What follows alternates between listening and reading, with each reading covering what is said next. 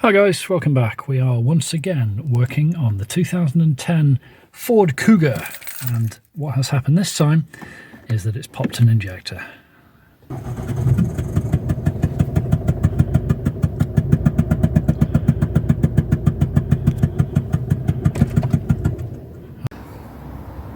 Alright, let's get started. So first thing we need to do is clear access, and this needs to come out because all of the tools are going to need to go in down there. So this is just held on with some Torx bits, T30s on the outside, T25s in the middle for some bizarre reason.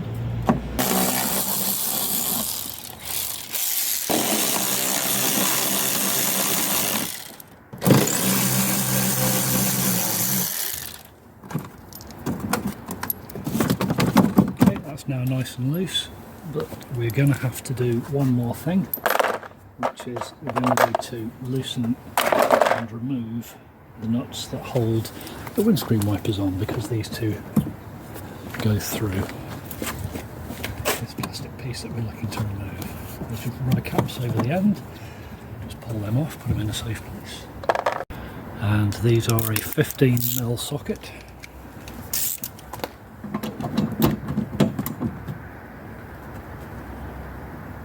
Nice and tight.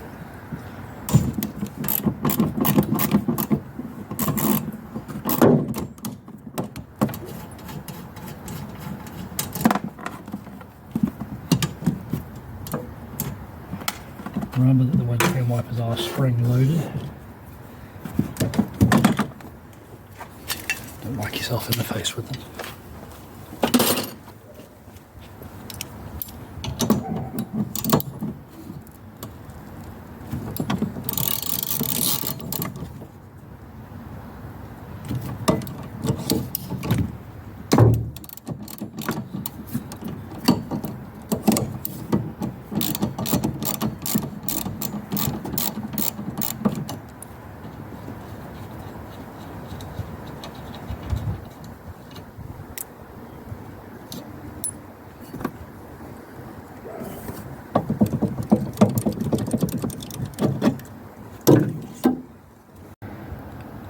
Now, just as a little side note here, remember that the windscreen wipers, to stop them slipping on the shafts, have these splines, and you're not going to be able to twist the wipers off. You have to kind of work them end to end to loosen these off. They can corrode in place, so it might be a bit stiff. And with the Torx bits out and the windscreen wipers removed, we should be able to just loosen these off. Remember though, that there is a pipe that connects the washer jets, so we're going to need to just gently separate that. Might need to cut it and refit it. Now once you've removed the hose for the washer jet, there is an electrical issue to deal with as well, and the easiest place to attack that is over in this corner. Okay, so here we are in this corner. This is going to be a little tricky to show you, but you push this side in and work the top out. And we can just remove this piece completely. Alright, so that's the first piece of the puzzle. We now have to remove the inner piece. Again, top spots around the outside.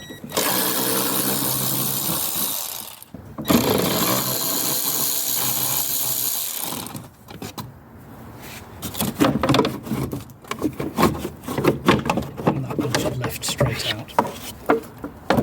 Again, we need to contend with this rubber hose, but this time it's just a matter of unclipping the rubber hose. Okay, so here's the problem. What we've got is an injector that's held in place by a clamping plate. That is held through with an 8mm bolt. Now, I had actually thought that what the problem was here was in fact that had stripped out, but as I removed the clamp, you can see from that fractured end there that in fact it's the clamp that's sheared. So if we look at another injector here, you can see the sides of this clamp reaching around the side of the injector. and that has quite clearly sheared off. It looks like it's actually been sheared on one side for some time, because that tar has built up over the fractured end, so that should be like a fork that reaches around the sides of the injector and holds it down. So I'm going to say this problem has existed for some considerable time, and it's only just let go on this one side. So it's actually a much easier job than I was thinking. I don't have to rethread the hole in here, which is nice. That's a lot of hassle saved. All I need to do is get a replacement clamp and bolt. The injector itself just needs removing, the port cleaning, new injector seal, putting in a copper washer at the bottom of it, and we should be okay. So I'll go and get that part ordered. It's probably a dealership part, if I'm honest, and I have no choice about that. And then I will reference another video in the description.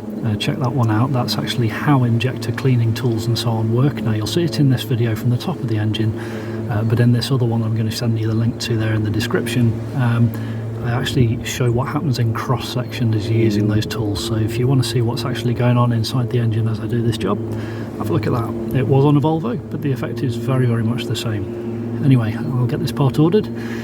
Next thing you see, I'll be basically taking this all apart, cleaning it up, and refitting with a nice fresh clamp.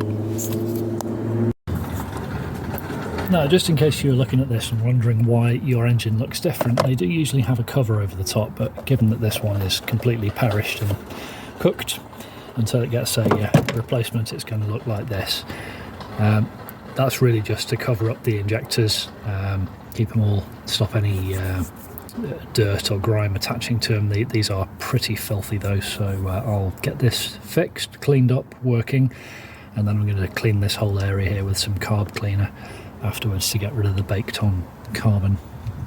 So what we need to do here is we need to use a 17mm spanner to remove this pipe here. That is the high pressure fuel pipe that comes from the common rail. This one rail here feeds all of the 4 cylinders, hence common rail. That's high pressure. Absolutely must not turn the engine on when these are open, and you've got to check to make sure there's no leaks coming out when you reseal these things. They're standard compression fittings. Now, for anyone who's looking at this engine and thinking, well, hang on, that doesn't look like my TDCi engine, I have previously removed the engine cover. There's just 3 Torx bits that hold this thing in place, and then it just slides out. Once pressure builds up inside and you get oil spraying over the inside of these things, they perish, they go hard. You can see here the rubber's cracked, and then they just fall to bits. Total waste of time, but a replacement's about 180 quid, so that's a job that can wait. In the meantime, I just need to get this fixed. The other 3 cylinders are all fine. This one, the injector is completely loose, and the reason it's completely loose is that the injector clamp, which should look like that, has in fact lost both of its prongs. Now, it lost one the other day as it was going up a hill working hard, and basically that's when the injector let go. This one, bearing in mind that it's completely covered in carbon deposits here, that one has been missing for some time. And if I bring you in here, that there, stuck onto the top of the head there, that is the original prong. This one here is the one that broke off the other day, so I'll retrieve those bits afterwards. That of course is the hole where the retaining bolt goes, and the plate fits across here, clamps onto the injector and pulls it down tight. Now, whilst I've got you in here, I will just show you very quickly how you loosen the fuel return line. So you've basically got half of it is like a green piece of plastic, and just so you can see what this looks like, I've pulled the one out of the end of the line here as well.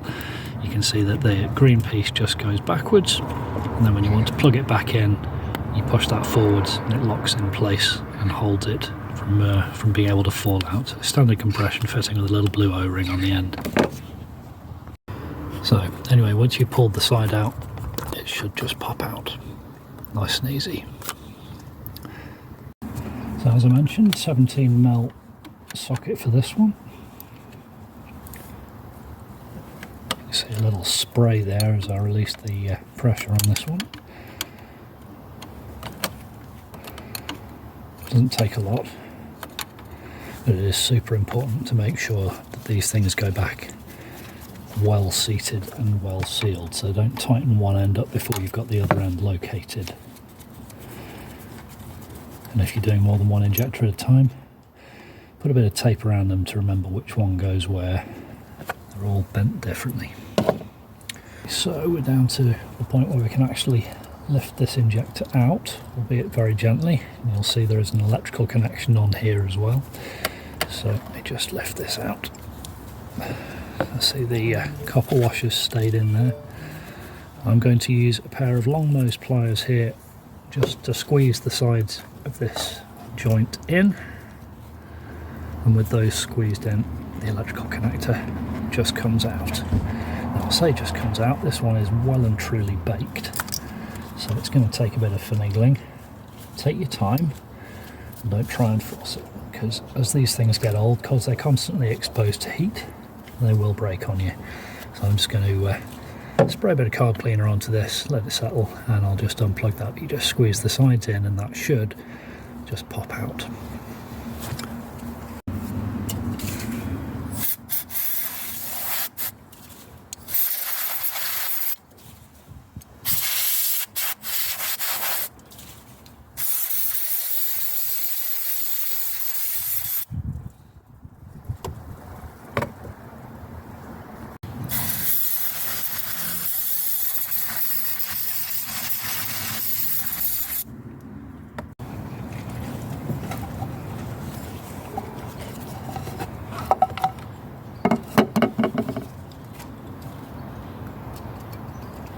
That's better.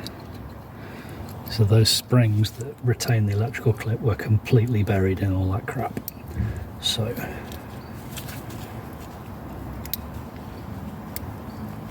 we're winning, but there's a way to go yet.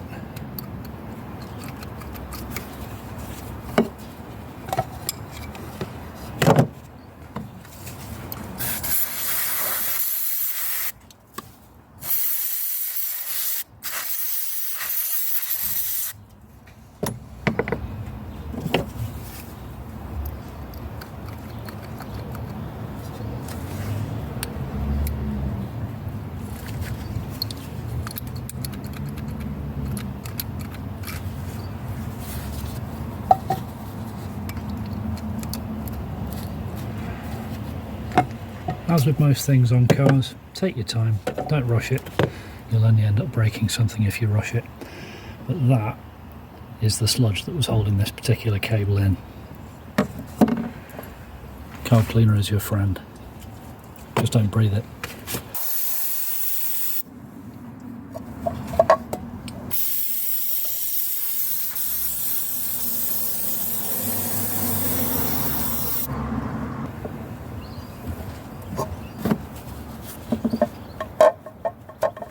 There we go. If you're having to wrestle with it, if you're having to fight it, you're going to break something. That was just gummed together with carbon deposits. So take your time, use the chemicals to release the grip, and then I can give this a real good clean now.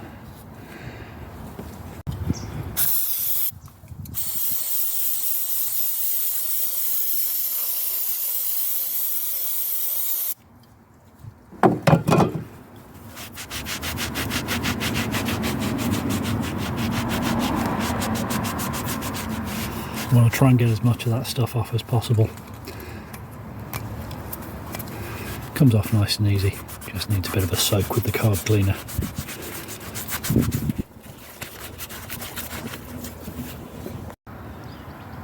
Okay, one injector, not in bad condition actually, cleaned up, and this is where the bolt, the clamp, this is where the clamp goes that actually holds the thing down.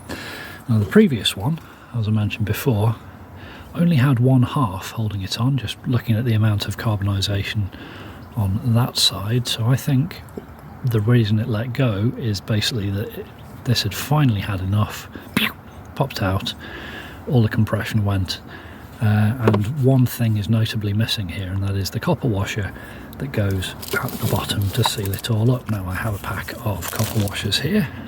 They're a very specific size, but of course we need to get the old one out of the engine. It's down a hole, so I need a special tool for that. Okay, so this is the tool in question. It's a slide hammer on one end. This basically threads into the copper washer at the other end. Wind it into that washer. A couple of taps. There we go.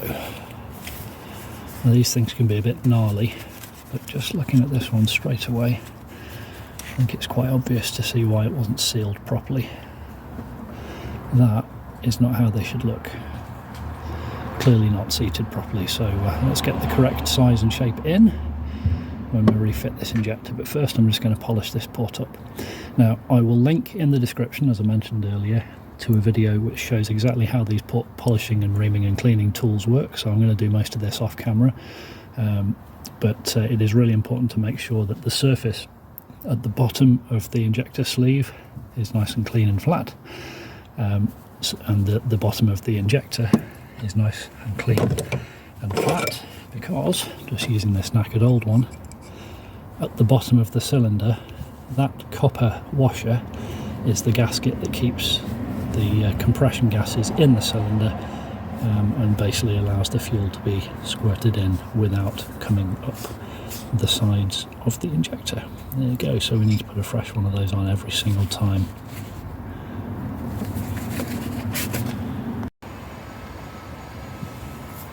First thing first, little top hat thing goes on the end of the insertion tool, into the hole that the end of the injector goes into.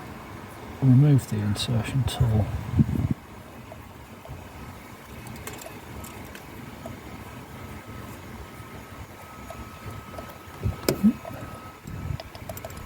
There we go.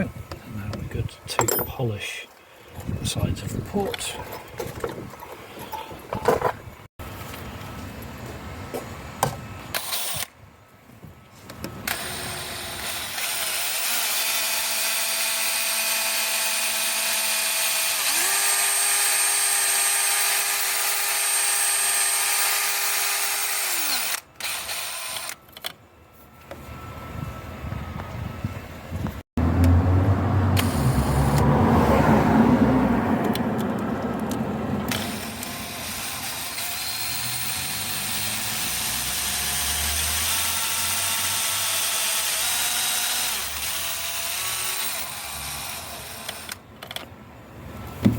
Okay, now the majority of the gunk is out, looking nice and clean as I look down. I'm just going to remove that little cap. There we go, it's done its job, stops anything going into the chamber. Now one last quick polish at the bottom of the sleeve.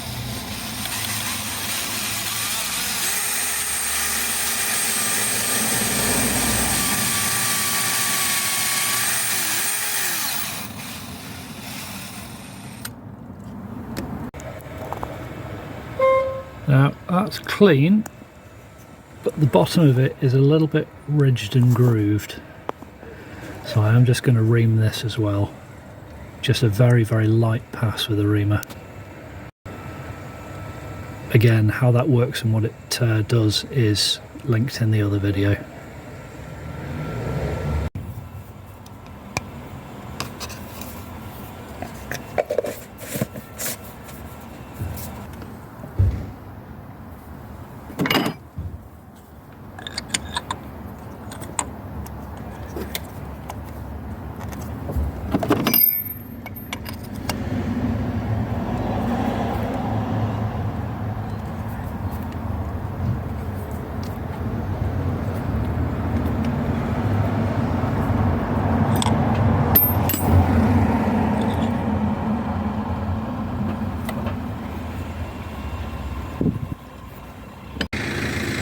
All in all, not massively surprising it didn't work well. So, as was, as should be. Okay, so the mission today is just to get this refitted and working. I can pretty it up later, clean all that crap out of there with carb cleaner once the engine's all buttoned back up.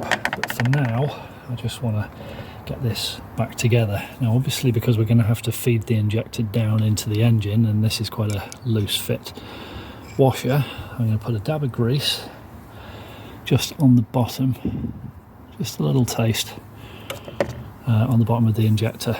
A little trick for you there that just holds that in place as we feed it on down into the engine.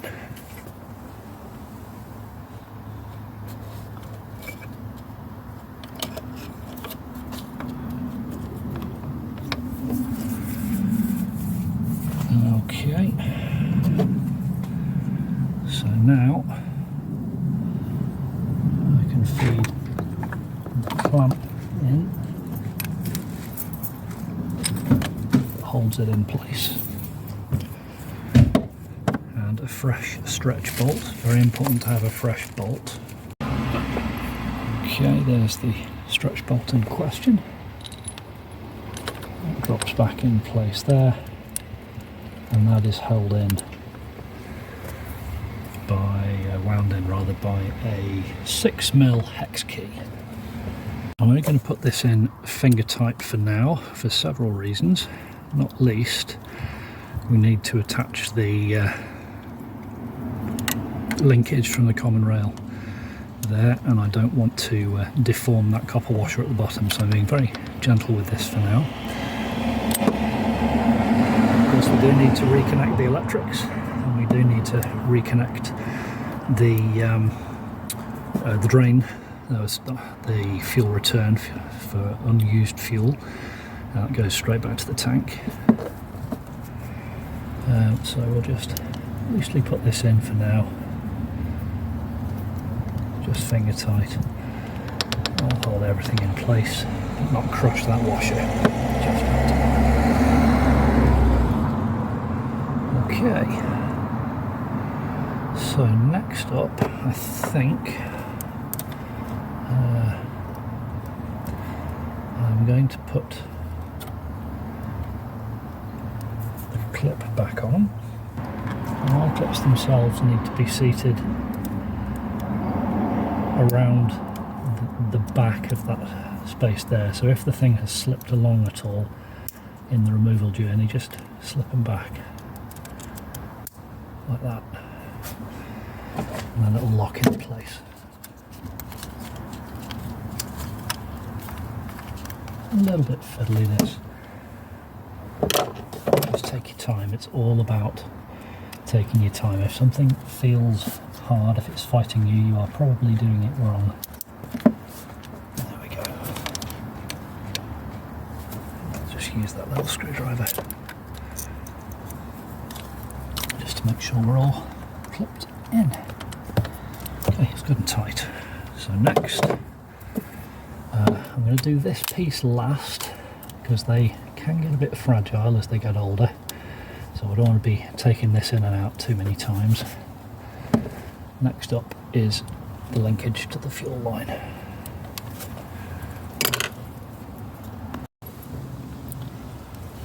Now on some cars you need to replace these every time, but these are nice and robust. Just make sure there's no nicks or dinks out of these. They should be nice and round on the end.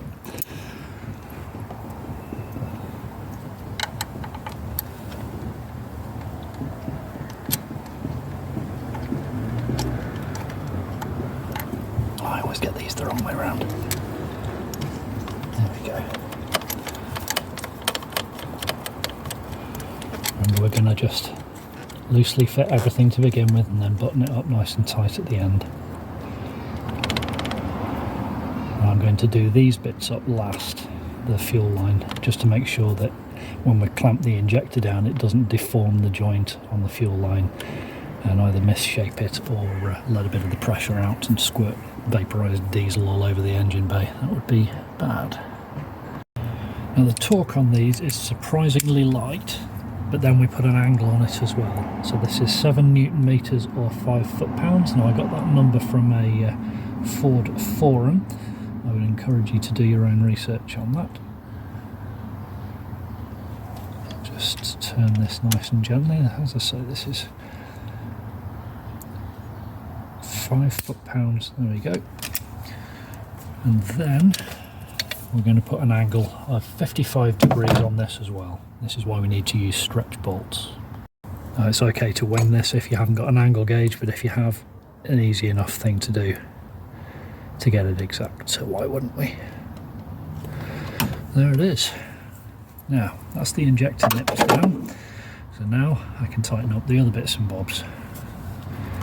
First one is this. Again, this doesn't need a massive lot of force.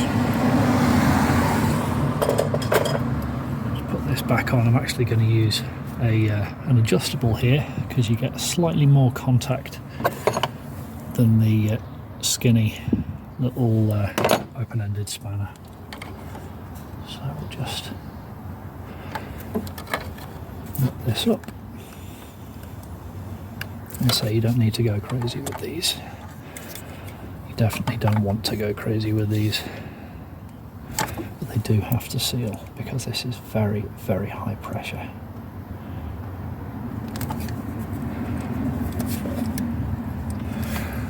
Okay, so to recap, the clamp is on. Let's just get the electrics hooked up there already. Just really gently feed this plastic fuel return line back in. These things do have a habit of breaking, so take your time, don't go crazy. Okay, that's that plugged in. Same for the end of that same pipe.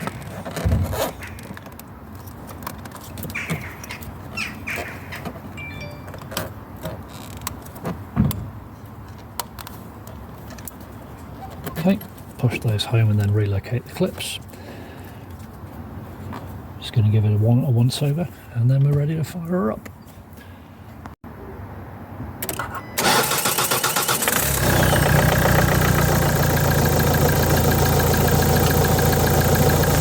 See a little bit of a knock as it started then. That was probably some grease in that last cylinder, just from the reaming of the port.